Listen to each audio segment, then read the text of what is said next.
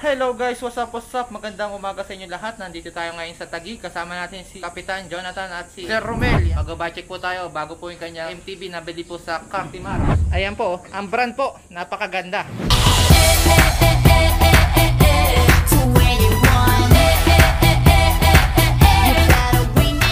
Ups, cut! Baka makapiright tayo. Ayan po, ang brand Forever 29er po na MTB. At ayan po ang specs. 1x30 na po siya. Naka 1x at 13 speed Forever 29er. Bakit po tinawag na 29er?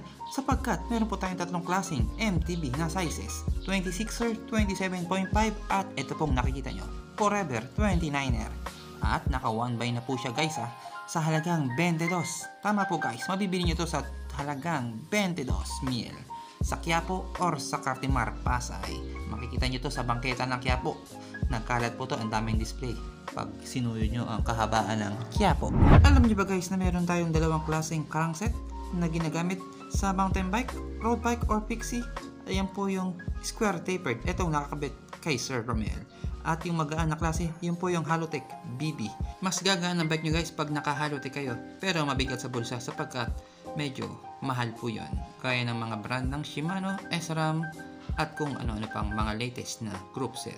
Pero kung first timer lang kayo magbabike at ang hanap nyo hindi masyado mabigat sa bulsa pero maganda ang pyesa, eto na po ang piliin nyo. Sabi nga ng tropa na napagtanong ako sa GC, hindi masyado kilala ang mga components na nakakapit dito pero matibay. Dahil yan po ang ginagamit nila sa kanilang MTB na madalas nila ginagamit sa karera, Crit Raceman or sa XC Trail or mapabiyahe. LTO ang brand ng shifter at RD. Sarap gamitin ito sa ahon, mapa-timberland, shotgun, repal, Tagaytay, easy lang yan. Doon tayo sa sungay, gamit na gamit yan. At balik po ulit tayo sa components guys. Ang frame po na to ay aluminum po, 6061 ang material.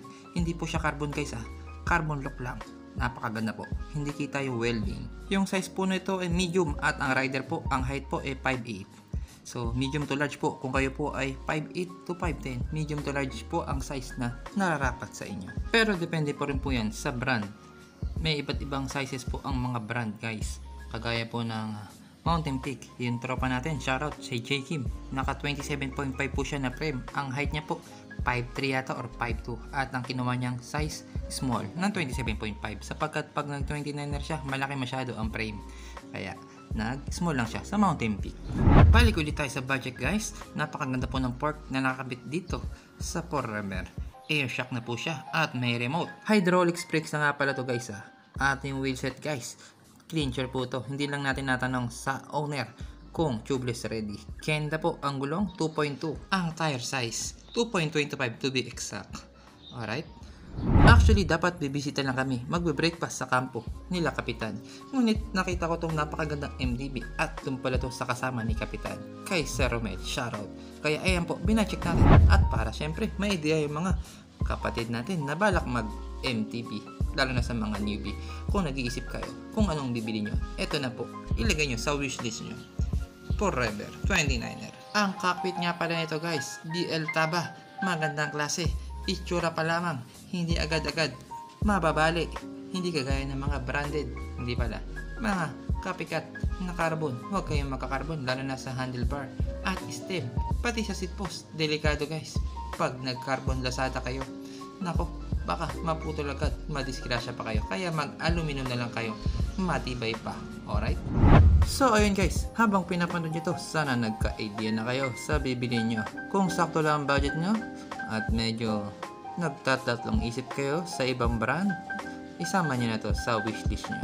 Forever, napakaganda nito para sa akin Sa itsura pa lang, mukhang tatagal na kung pambiyahe nyo lang. Pero kung pan trail, lalaspagin nyo agad to. Lalo na itong shock, dahil hindi natin alam ang brand nito kung matibay. Pero kung pang bike to work or kung pambiyahe, okay na. Okay to guys. Alright. Siyempre, i-flex na din natin ang bagong bike ni Kapitan Jonathan. Ayun Giant. Binili namin yan kahapon lang. Dinala namin sa Santa Rosa. Naka Giant po sa SCR 2017 or 18 model ata to. Ang group set magkaiba guys Ang ano niya, ang STI naka Sora. Tapos ang caliper naka-chagra guys. At ang crankset naka-sora po. Pero maganda naman ang kanyang cockpit control tech. Shoutout po sa pinagbilihan namin. Napakalaking tao, 5'9" po ata siya. Pero ang binili niyang frame size 57. Yung wheelset guys, full chrome 5 LG.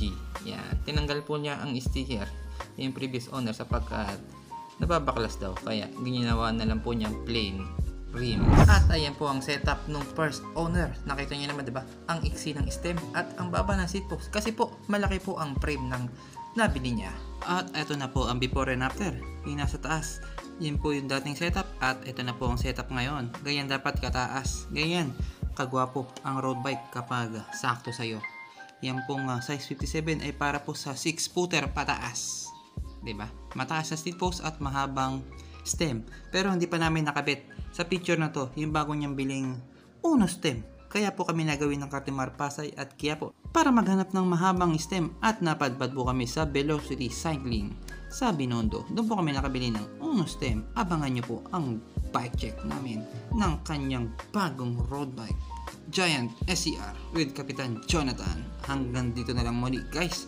Kita-kits muli sa ating susunod na palabas. Kung nag-enjoy kayo, like, comment, and share niyo po ito para may idea ang ibang tropa na balak pumili ng MTB. At syempre subscribe kayo sa aking YouTube channel para updated kayo sa mga bagong luto ko. Wow.